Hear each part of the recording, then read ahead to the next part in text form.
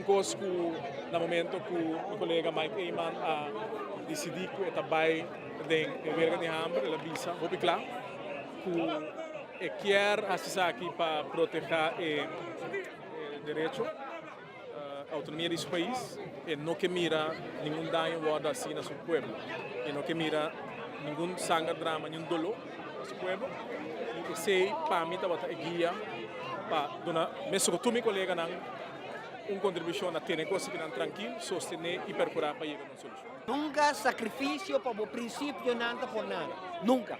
A trove a demonstrar que o orbo está para o princípio não, e vale a pena.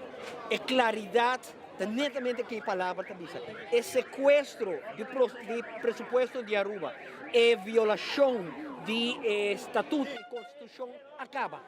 Já Luna nós também há claridade, arriba presupuesto, arriba turcos.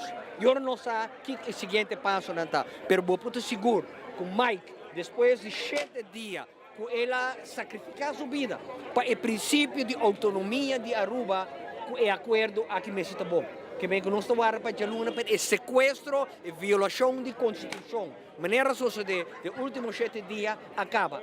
É pressão internacional, é pressão do povo de Aruba, é pressão na Holanda mesmo, de políticos que nós conhecemos personalmente, a que tem claridade, a Luna não está aí, tudo detalhe, mas seguro.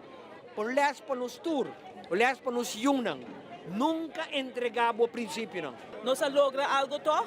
E que nós manter nossa autonomia, nós que nós temos de bisa que não.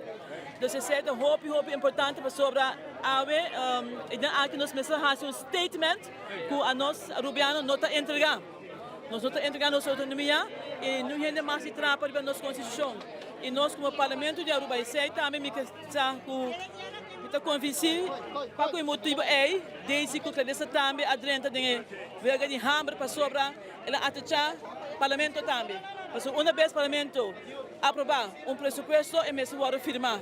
Senão, para que nós temos? E nós representantes do povo, nós precisamos respeitar nós também.